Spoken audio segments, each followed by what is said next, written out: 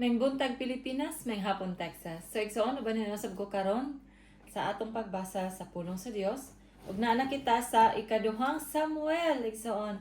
So salamat kay sa Ginoo no nga sa hinay-hinay no nagpadayon kita sa pagbasa sa pulong sa Dios aron nga ato ang ma-refresh no ang ato ang mga huna-huna no sa ato ang mga na hibaluan na siguro nga mga sugilanon no sa kinabuhi sa mga nangalagad sa Dios diri sa Old Testament no. Pero salamat sa Dios nga igsoon na napod ikaw diha karon no nakig-uban ka nako and before ta magsugod uban ko igsoon sa itong mga pagampo. Hallelujah. Dalaygo nagmahimayaon ng mga Dios. Salamat kay Ginoo nining takna nga imong gihatag kanamo Lord. Ikaw Ginoo mong ginaimbita o gina-welcome Lord nini nga dapit o God diin kami Ginoo magabasa o magapaminaw sa imong pulong. I pray Lord nga bisan pa sa YouTube Ginoo nga video, I pray Ginoo nga imo kaning gamiton o God aron makadasig sa uban nga mga nangalagad kanimo Lord sa nagkalanlaing mga dapit o God.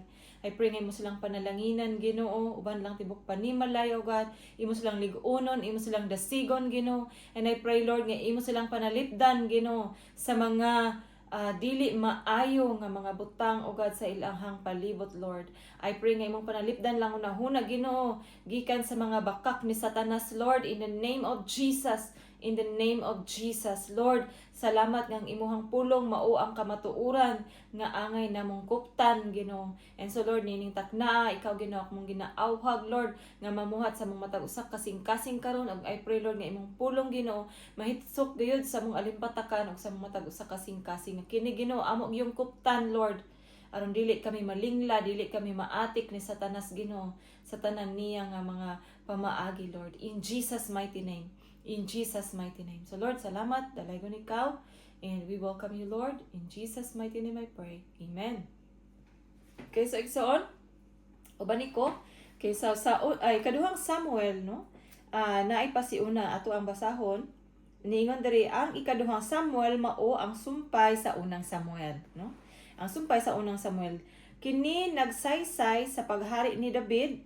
Una nagmando siya sa Juda dito sa habagatan no makita nato na sa chapter 1 to 4 siya og unya sa tibuok nga nasod lakip sa Israel dito sa amihanan usa kini sa tin-aw nga saysay sa pakigbisog batok sa iyang mga kaaway sulod og sa gawas sa nasod sa pagpalapad sa iyang gingharian ug paglig-on sa iyang gahom. Si David gihulagway ingon nga tawo nga may dakong pagtuo ug pagtamod sa Dios ug usa ka tawo nga nakadani sa pagtagad ug pagtahod sa iyang katawhan. Apan bangis usab ug anda mubuhat ug makalilisang nga sala aron lamang sa pagtagbaw sa kaugalingong tinguha ug pangandoy no. Apan sa dihang gipakita siya sa iyang sala pinaagi sa propeta sa Ginoo nga si Nathan, gisugid niya ang iyang mga sala ug gidawat niya ang silot nga gipahamtang sa Dios kaniya no. So si David sama ra pud sa ato igsuon no nga dili pud siya perpekto no, di pa siya perpekto pareha rata pero ang nakalamang sa iya hakay kanang sa dihang gi-confront siya sa propeta nga si Nathan no batok siyang sala wala siya ni deny no iya kining gi-accept unya nangayo siya pasaylo. Okay, ang kinabuhi sa kalampusan nga nakab-ot ni David natisok pag-ayo sa panumduman sa katawhan sa Israel. Tungod ni ana sa dihang nagatubang sa dakong kalisdanan ang ilang nasod ug sa dihang nagtinguha sila sa pagbaton og laing hari nangandoy sila usa ka tawo nga anak ni David. Sa ato pa kaliwat ni David nga mahimong sama gayud kaniya. No, kay gimahal siya pag-ayo sa mga Israelita. Okay, so igsoon mo kato ang pasiuna unya ato ang sugdan ang chapter 1.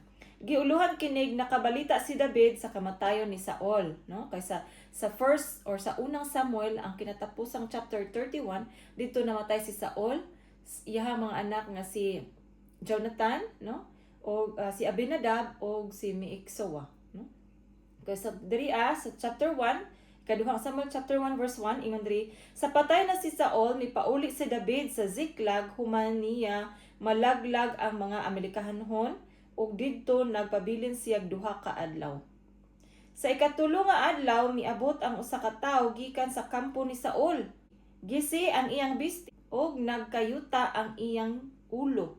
Mihapa siya sa tubangan ni David agig pagtahod. Gipangutana siya ni David, diin ka man gikan? Mitubag siya, miikyas ako gikan sa kampo sa mga Israelita, gikan sa Israelita. Suginli ako sa nahitabo, miingon si David. Mitubag siya, nanibog sa panggubatan ang mga sundalo ug daghan ang nangapukan ug nangamatay, lakip si Saul ug ang iyang mga anak na si Jonathan. Verse 5. O giingnan ni David ang batan-on nga nagpahibalo kaniya. Giyon sa man pagkahibalo nga namatay si Saul ug ang iyang anak nga si Jonathan.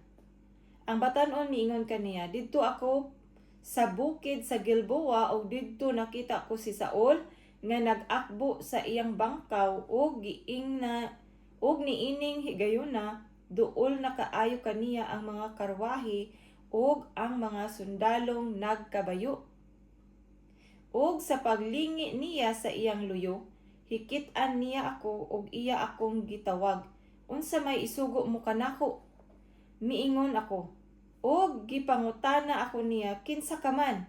Og gitubag ko siya, amalikanhon ako.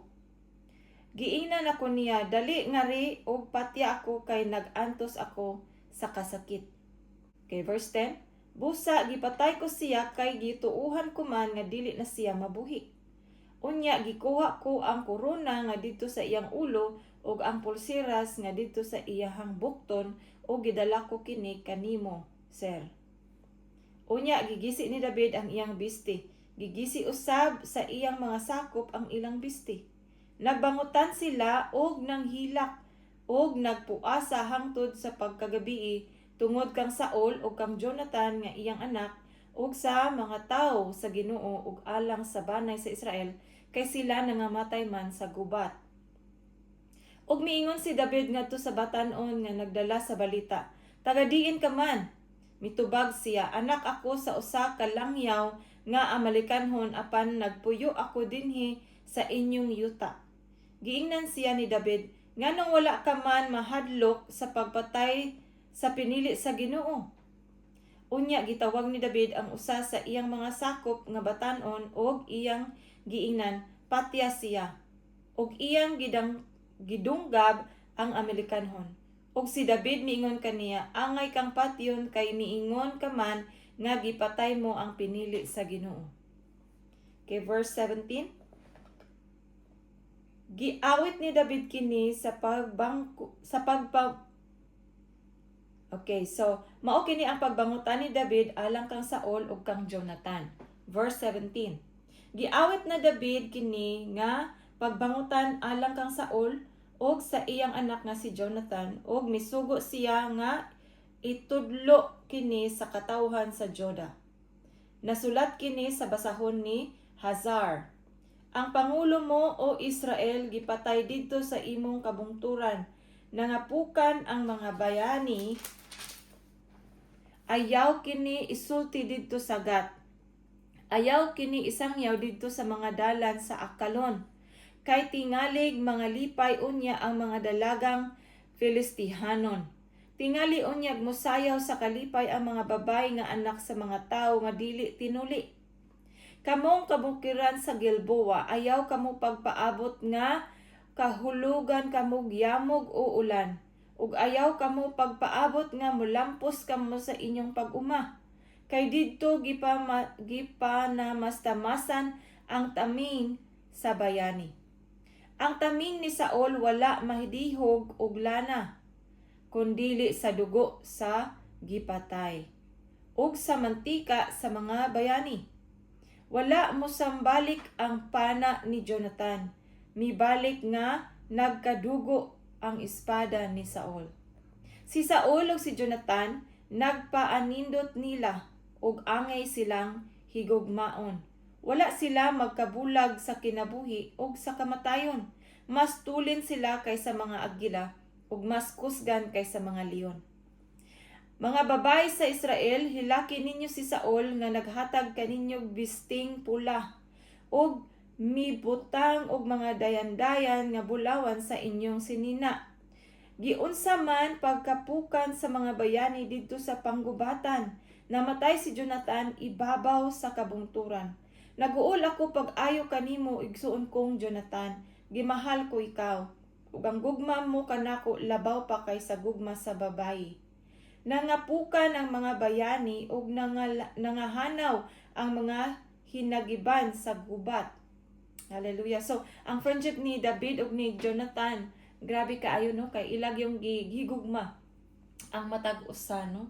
Si David nahigugma kang Jonathan as friend. Si Jonathan, ingon pa si David, ang gugma ni Jonathan mas labaw pa sa gugma sa babay ngadto kaniya. So giatiman jud siya ni Jonathan pag-ayo, murag brother ba no, kanang deeper no, deeper ing pa sa Proverbs no, nga adunay higala nga mas labaw pa sa igsuon no, kadikit ba ka kasuod no. Kay so mao kadto igsoon ng chapter 1, unya atong ipadayon ang chapter 2. Gihimo ni David or gihimo si David nga hari sa Juda. Sa chapter 2 no, nagsugod verse 1. Unya nagpakisayod si David sa Ginoo, maadto ba ako sa usa sa mga syudad sa Juda? O giingnan siya sa Ginoong lakaw. Miingon si David, hain may akong adtuan, og miingon ang Ginoo, ang Hebron. Busa miadto si David didto uban sa iyang duha ka asawa, si Ahinoam nga taga Jezreel ug si Abigail, ang biyuda ni Nabal nga taga Carmel. Gidala ni David ang iyang mga tawo uban sa ilang banay ug namuyo sila sa mga kalungsuran sa Hebron.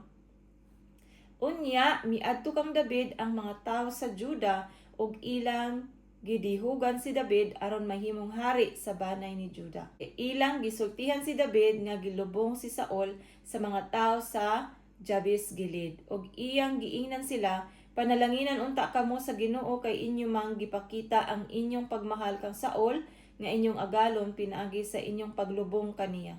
Ug karon ipakita unta sa Ginoo kaninyo ang iyang makanunayong gugma ug pagkamatinumanon sa iyang saad. Ug buhaton ko kaninyo ang maayo kay inyo man kining gibuhat. Busa karon salig og magmaisog kamo kay patay naman si Saul o gidihugan ako nga hari sa banay ni Juda. Kay gihimong hari sa Israel si Ishboset. Niining higayuna ang general sa kasundaluhan ni Saul nga si Abner anak ni Ner kauban ni Ishboset nga anak ni Saul, mikagyo sa latas sa Jordan ngadto sa Mahanaim. Gihimo niyang hari si Ishboset ibabaw sa gilid sa Ashur, sa Jezreel sa Ephraim, sa Benjamin ug sa tibuok Israel. Si Ishboset nag-edad og 40 sa pagsunod niyag hari sa Israel ug naghari siyag duha ka tuig. Apan si David maoy hari sa Juda. Naghari si David didto sa Hebron ibabaw sa banay ni Juda, sulod sa 7 ka tuig og tunga. Okay, verse 12. Nagkasangka ang Israel ug ang Juda. Unya gikan sa Mahanaim miadto si Abner ug ang mga sakop ni Ishboset sa Gibeon. Gisugat sila ni Joab nga anak ni Seruia ug sa mga sakop ni David didto sa linaw sa Gibeon ug nagatbangay sila nga naglingkod daplin sa linaw. Giingnan ni Abner si Joab, pasangka unta ang mga batan-ong sundalo sa atong atubangan. Og si Joab miingon, sige. Unya nanindog ang mga sundalo o gipamartsya sila. Napulog duha gikan sa banay ni Benjamin alang kang Ishboset og napulog duha gikan sa mga banay sa sakop ni David. Og nagunitay ang matag usa sa ulo sa iyang kaaway og nagdunggabay sila sa ilang isig kakilid. Niining paagihan nagdungan sila kamatay. Busa giingnan kadtong dapita og Hilkatasurim sa yuta sa Gabaon. Bangis kaayo ang panag-away ni anang adlaw, og nalupig si Abner og ang mga Israelita sa mga sakop ni David. Og didto ang tulo ka anak ni Soria, si Joab, si Abisai og si Asahel. Kini si Asahel kusog kaayong mudagan daw lagsaw. Si Asahel migukod kang Abner ug wala siyay tipas-tipas. Unya, milingi si Abner sa iyang luyo ug miingon, "Ikaw ba si Asahel?" Ug mitubag siya, "Ako." Verse 21, ug ingnan siya ni Abner, "Tipas ngadto sa imong tuo o sa imong wala, ug patya ang usa sa mga batan-ong sundalo, ug imo na ang iyang mga inagaw." Apan wala mo tipas si Asahel sa iyang paglutos kang Abner.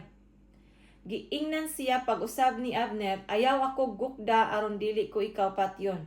Unsaon ko man unya sa pag-atubang sa imong igsuon nga si Joab?" Apan wala siya motipas, busa gidunggab siya ni Abner pinaagi sa bangkaw ug milapos ang bangkaw sa likod ni Asahel. Natumbas siya dito ug namatay. Nagbarog nga walay lihok ang tanan nga nangadto sa dapit nga namatyan ni Asahel. Apan gilutos ni Joab ug ni Abisai si Abner. Sa hapit na mosalop ang adlaw, miabot sila sa bungtod sa ama at bangsagiya nga maoy agianan padulong sa kamingawan sa Gibeon. Ug nagkasabot ang mga taga-Benjamin nga magpalayo sila kang Abner. Ug nag-usa sila pagpundok dito sa tumoy sa bungtod. Unya, gitawag ni Abner si Joab, "Padayunon ba nato ang panag-away? Wala ka ba masayod nga pait ang samputanan niini? Nganong dili man nimo ugnan ang imong mga tawo sa paggukod sa ilang mga kadugo?" Og miingon si Joab, "Ipanumpa ko sa ngalan sa buhing Dios nga kung wala ka pa magsulti niini, padayunon unta sa ako mga sakop ang pagpanggukod sa ilang kadugo hangtod sa pagkabuntag." Busa gipatingog ni Joab ang trumpeta og mihunong ang tanang mga tawo ug wala nagukda ang Israel ug naundang na ang away. Tibuok gabii nga nagbakta si Abner ug ang iyang mga tawo tadlas sa walog sa Jordan. Gilatas nila ang suba sa Jordan ug tapos sa tibuok buntag nilang paglakaw, miabot sila sa Mahanaim. Mihunong si Joab sa ilang paglutos kang Abner ug miuli siya.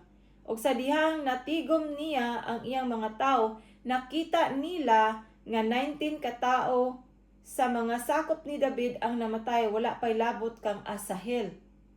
Apan nakapatay ang mga tawo ni David og 360 sa mga tawo ni Abner.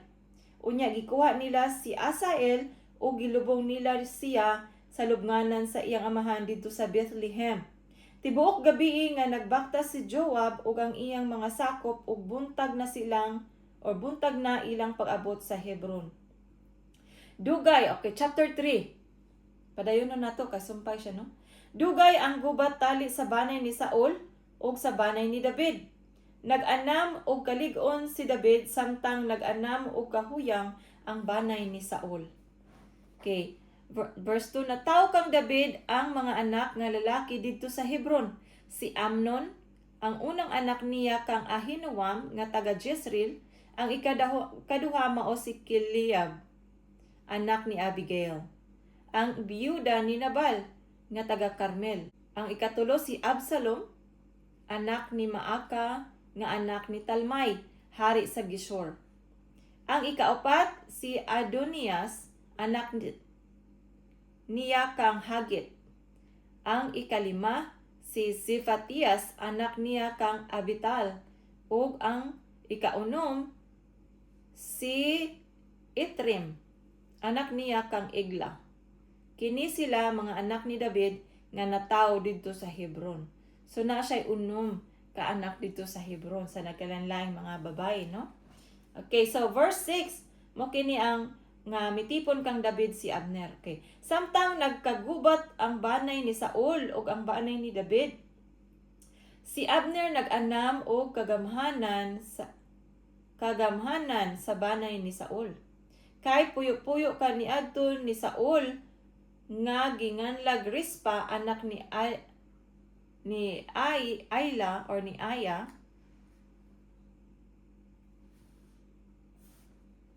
Okay. Verse 7. May puyo-puyo kaniadto si Saul nga ginganlag Rispa anak ni Ayla. O giingnan ni Ishbosheth si Abner, nganong gihilabtan man nimo ang puyo-puyo sa akong amahan. Nasuko pag-ayo si Abner tungod sa gisulti ni Ishbosheth og miingon siya, gipakairo mo ba lamang ako sa Juda? Hangtod karon miunong ako sa banay ni Saul nga imong amahan, sa iyang mga igsuon ug sa iyang mga higala, ug wala ko ikaw itugyan kang David. Apan bisan pa niana, gipasanginlan mo ako nga nang hilabot og babae. Sulutan unta ako sa Dios kun dili ko buhaton alang kang David ang gisaad sa Ginoo kaniya nga mao ang pagtugyan sa gingharian gikan sa banay ni Saul ngadto kang David aron siya nay maghari sa Israel ug sa Juda gikan sa Dan ngadto sa Beersheba. Og wala makatubag si Ishbosheth kang Abner kay nahadlok man siya kang Abner. Verse 12. Unya nagsugo si Abner ug mga tawo ngadto kang David kinsa ni adtong panahona didto sa Hebron aron pagsulti kaniya, kinsa man ang naghari sa yuta, pakigsabot ka nako ug atabangan ko ikaw aron maimo ang tibuok Israel. Kay 13, og miingon si David, maayo, makigsabot ako kanimo apan aduna ako'y pangayoon kanimo.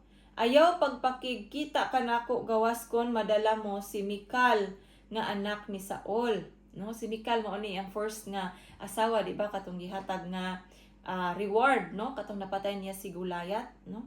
Okay, so verse 14, unya nagsugo si David og mga tawo ngadto kang Ishbosheth aron sultihan, iuli kanako ang akong asawa nga si Mikal nga akong gibugayan og hamis nga 100 ka Filistihanon. Gikuha ni Ishbosheth si Mikal gikan sa iyang bana nga si Paltiel anak ni Lais. Apan gikuyugan siya sa iyang bana nga naghilak hangtod miabot sila sa Bahurim. Hangtod miabot sila sa Bahurim. Unya miingon si Abner kang Paltiel, lakaw pauli. Sa pagpakig-abot ni Abner sa mga pangulo sa Israel, giingnan niya sila, dugay na kamong nagtinguha nga si David maghari kaninyo.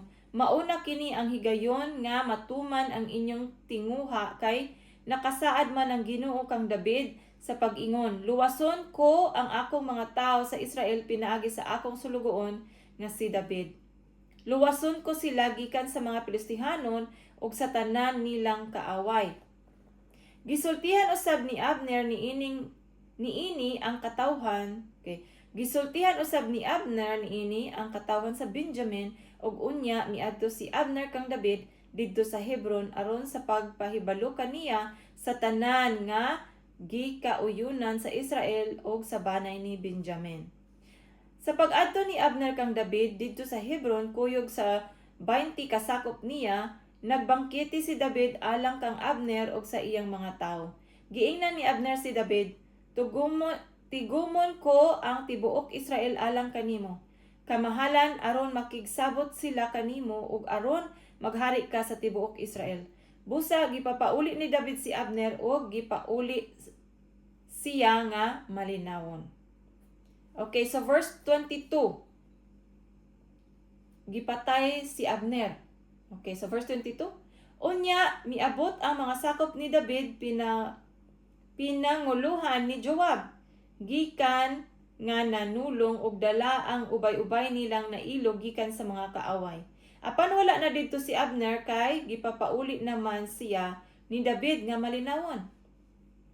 23 unya gisuginlan si Joab nga mianha si Abner aron sa pagpakigkita kang David ug nga siya gipapauli nga wala unsaa. Unya giadto ni Joab si David ug giingnan, unsa man kining imong gibuhat? Mianhi si Abner kanimo apan nganong imo man siyang gipalakaw. Hibaw-ing nga mianhi si Abner aron paglimbong kanimo og pagpangispiya sa tanan mong lihok. 26. Sa paghigula ni Joab gikan kang David, iyang gipakuha si Abner og siya gidala nila pagbalik gikan sa atabay sa Sira apan wala masayod si David niini. Og sa pag-abot ni Abner sa Hebron, gidala siya ni Joab ngadto sa ganghaan aron kunuhay magsulti kunoa. 27. Ug sa pag-abot ni Abner sa Hebron, gidala siya ni Joab ngadto sa ganghaan aron kunuhay magkasulti nga silang duha lamang. Ug sa didto na sila gidunggab ni Joab si Abner diha sa tiyan agig panimalo sa kamatayon ni Asahel nga iyang igsuon. Okay. Unya sa pagkasayod ni David niini miingon siya, ako og ang akong gingharian walay sala atubangan sa Ginoo tungod sa kamatayon ni Abner. Si Joab untay silutan og ang tibuok niyang banay. Dili unta kawad-an ang banay ni Joab og sakit nga mag-agos o sanlahon o mahuyang o mamatay sa espada o kanunay lamang kabsag pagkaon. Busa si Joab ug ang iyang igsuon nga si Abisai maoy nagpatay kang Abner agig panimalos sa kamatayon ni Asahel didto sa gubat sa Gibeon. So nanimalos sila no? Nya ang tunglo didto pod sa ilang pamilya paingon no? Ang silot no? Okay, so verse 31.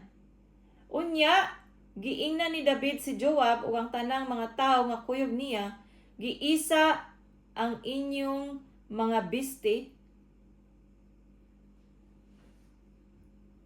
Okay, so gilubong si Abner, verse 31. Unya giingnan ni David si Joab ug ang tanang mga tawo nga kuyog nila, gisia ang inyong mga biste ug pagsulob kamog bisting sako ug pagbangutan kamo alang kang Abner. Og mikuyog gayod si David sa paglubong kang Abner. Gilubong nila si Abner didto sa Hebron. Mihilak ang hari duol sa lubong ni Abner ug nagminatay usab ang tanang tawo. Ang hari nagbangutan alang kang Abner, namatay ba lamang si Abner sama sa pagkamatay sa usa ka buang? Wala gapusa ang iyang kamot, wala hikti ang iyang tiil, sama sa pagkapukan sa usa ka tawo atubangan sa mga daotan. Og nagminatay na usab ang tanang mga tawo tungod kaniya. Unya gialam-alaman si David sa tanang mga tawo sa pagkaon sa dili pa mosalop ang adlaw. Apan nanumpa hinuon si David nga nag-ingon, silutan unta ako sa Dios kon mukaon ako pan o bisan unsa sa dili pa mosalop ang adlaw. Og nasayod niini ang tanang mga tawo og nalipay sila niini kay ikalipay man nila ang bisag unsa nga buhaton sa hari. Busa nasabtan sa tanang tawo sa Israel ni atong adlaw nga dili kabubuton sa hari ang pagpatay kang Abner. O giingnan sa hari ang iyang mga opisyal, wala ba kamo masayod nga napukan karong adlaw ang usa ka prinsipe og dakong tawo sa Israel? Og luyo ako karong 39. Og luya ako karong adlaw bisag hari ako nga pinili sa Dios. Bangis ra kaayo alang kanako kining mga anak ni Seruria. Panimaslan unta sila sa Ginoo sumala sa gidak-on sa ilang sala. Hallelujah, no? So kato ang chapter 1, chapter 2 ug chapter 3 sa ikaduhang Samuel igsoon. So salamat kay igsoon nga imo kong giubanan og I hope nga magkita no sab kita sa sunod nga higayon kay daghan pang mga chapters ang ato ang basahon igsoon. So dalaygon ang Dios sa walay katapusan og igsoon dawata ang panalangin sa Dios. Ikaw mahimong mabungahon kay ang Dios ang maoy magahatag kanimo. Dalaygon ang Dios sa walay katapusan, daghang salamat.